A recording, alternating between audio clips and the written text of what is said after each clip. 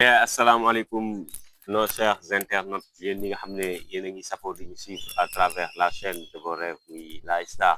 TV tey micro sur place ñu ñëw fii ci école Seydi Anta Gadiaga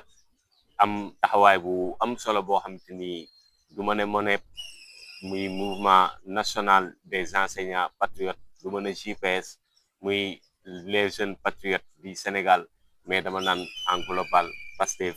ñoom ñoo am taxawaay bu am solo boo xam te ni woote nañ ko fii ci école Seydi Anta Gadiaga muy Pastef communal ci commune bu Malika ñu toog ak ki nga xamante ni moom mooy le vice coordonnateur Pastef bu Malika muy El Hadji Malick Fall El Hadji ñu bàyyi la nga nuyoo ziare mbokk internet yi nga xam ne ñu ngi koy seetaan. asalaamaaleykum maa ngi leen di nuyu ku ci nekk ci turam ak santam. Je m'appelle El Hadji Malick Fall, vice-coordonnateur Pastef Malika. Voilà, je suis là juste pour accompagner mes frères patriotes, plus particulièrement le mouvement des jeunes JPS et le mouvement MONEP, qui ont eu l'initiative d'organiser des cours de vacances ici à Malika, dans le département de Keur Massar. Comme nous avons habitude de voir, des cours de vacances représentent plus qu'un complément éducatif. Voilà. Mais les cours de vacances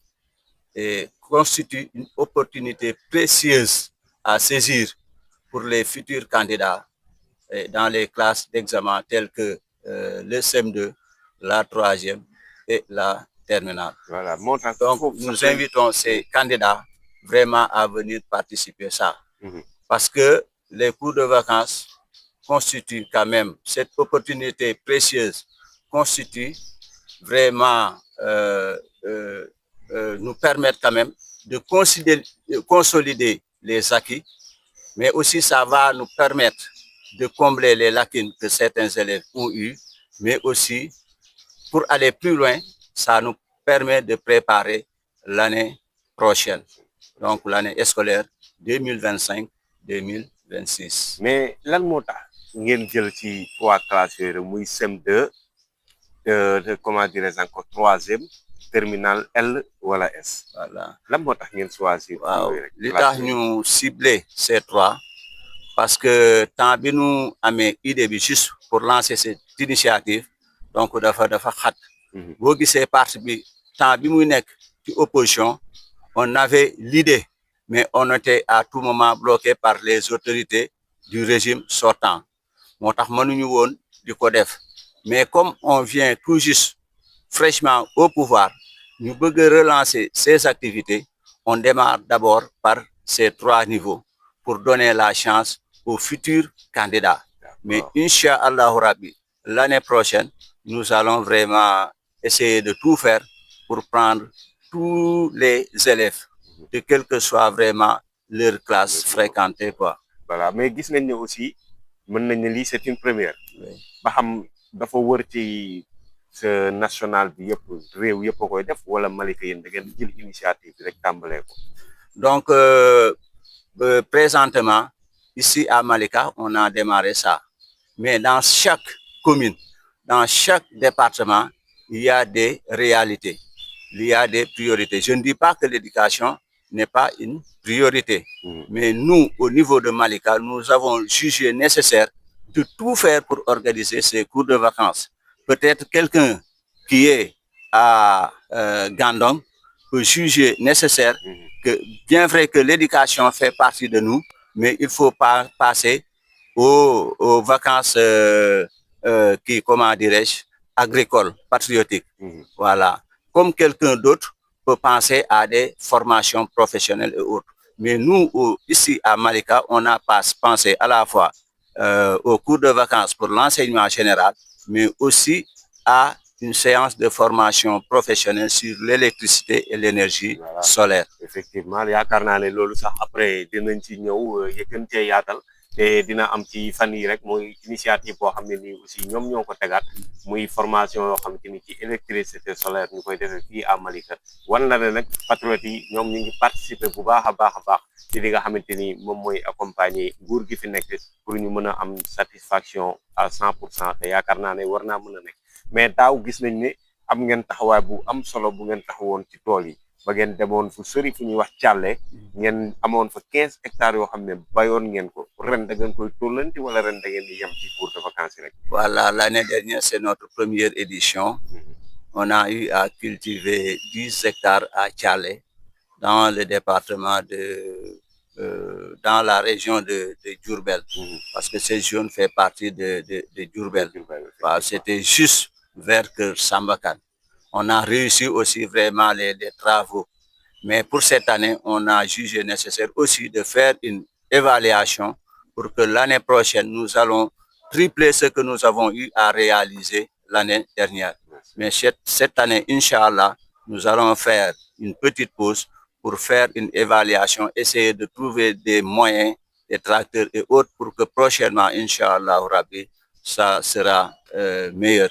Merci beaucoup. Merci dégg ngeen liñ dégg ci vice coordonnateur bi El Hadji Malick Fall ndax taaw tamit man mi mën naa cee nekk témoin muy liggéey bu am solo bi nga xam te ne liggéey nañ ko foofu ci Thialé précisément dagu près du dag de Sambakan voilà mu nekkoon liggéey bu am solo boo xam ne patriote Malika yi ñoom ñoo ci àndoon ren ñu ñëw woote fii cours des vacances di ko defee ci école Seydi Anti Gadiaga di leen fàttali nag ne cours des vacances yi c'est accessible à tout le monde képp koo xam te ni yaa ngi ci niveau 3e wala ngay def CM2 wala nga nekk terminal LES am nga ci accessibilité ndax liñ leen ci laaj muy lu symbolique à 1500 francs rek pour participer cher kon daw leen gaaw ngeen wuy si Kordo lan mooy doon ce mot de la fin. Voilà, ces cours de vacances vont jusqu'au 15 septembre. On a démarré aujourd'hui le 20, ça continue jusqu'au 15 septembre.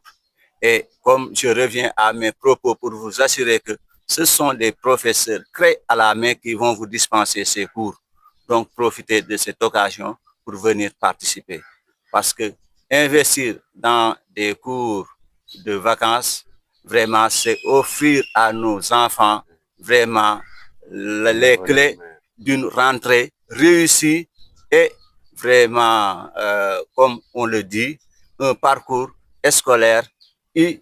épanoui. Donc, c'est ça ce que j'ai comme dernier mot. Je vous remercie et je vous attends ici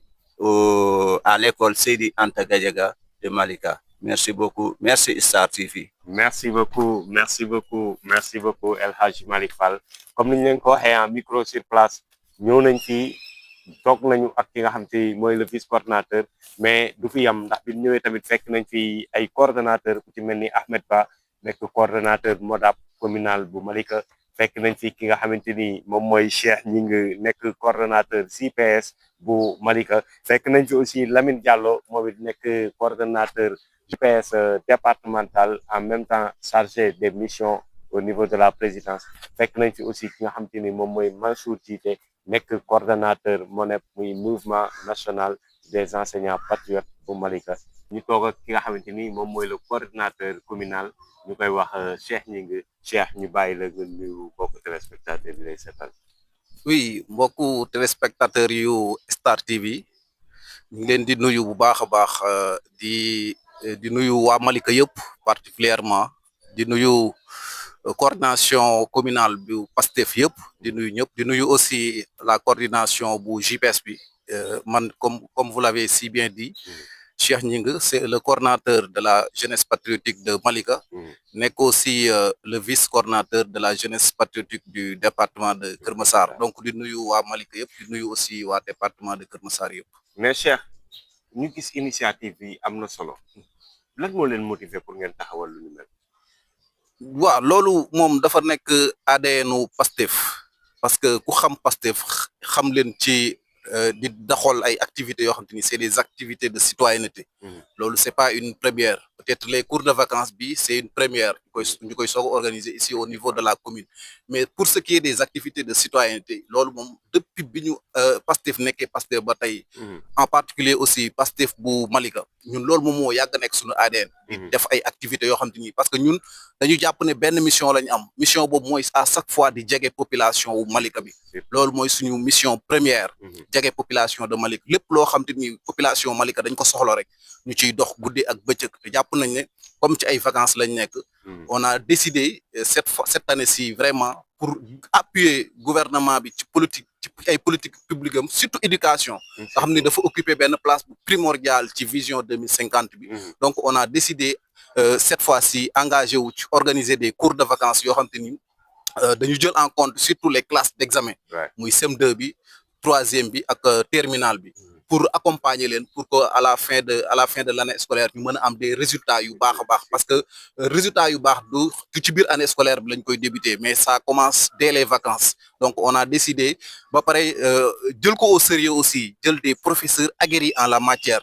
donc des professeurs yoo xam te ni ñi ngi dans les classes di exercer wu ñoom la ñu jël muy ci côté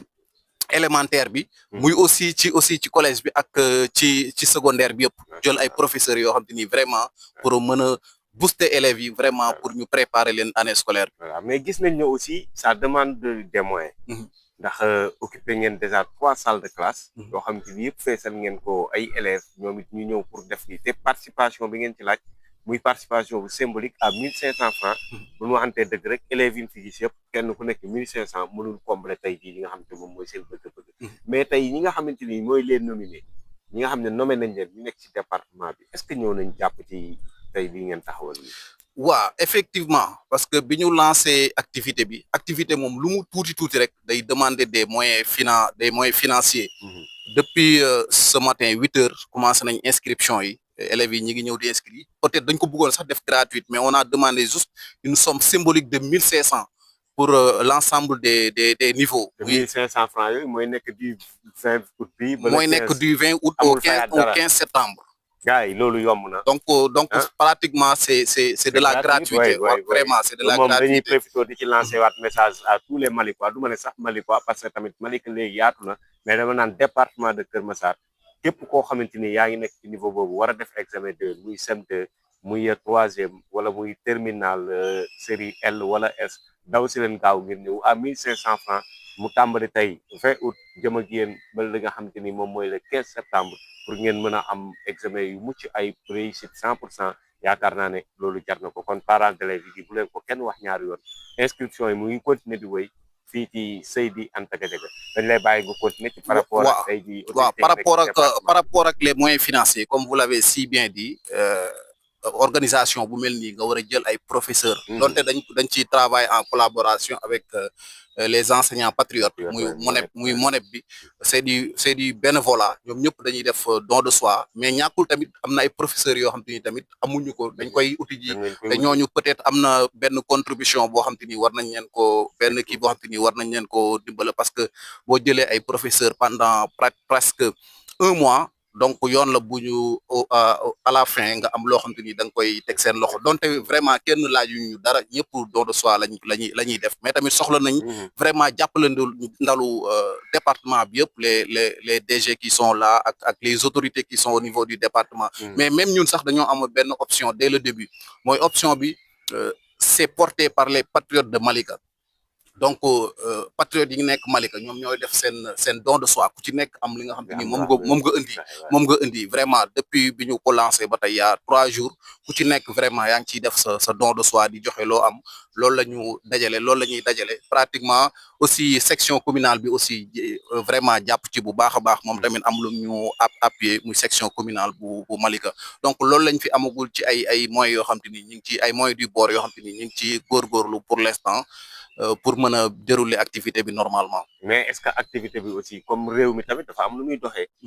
dafa am koo xamante ni tey mën nañ ne moom la ñu jox lépp luy wàllu éducation ci loxoom la nekk. tey lii ngeen di def nii moom ngeen koy jàppale. moom ngeen koy doolelee. ndax seen tey àgg ngeen ci moom ba mu yëg lii ngeen war a fas yéene taxawal. waaw comme ni ma ko waxee dès le début rek ñun muy les mouvements de PASTEF muy la section communale et tout. suñu première mission d'abord mooy accompagner les politiques publiques loolu mooy d'abord suñu première mission pour accompagner gouvernement bi bépp activité boo xam te ni mi ngi koy teg rek ñu accompagner leen ci dynamique boobu noonu moo tax ñun même au-delà de l'éducation am na yeneen activités yoo xam te ni dañ ci yëngatu muy santé muy bon ñun xaaruñu autorité peut-être à chaque fois seeni activités yi ñuy def sax ñun moom la ñuy renforcer comme vous l'avez si bien dit parce que li ñuy def nii c'est en droite ligne avec politique bi nga xam te ni moom le ministère de l'éducation nationale di mener donc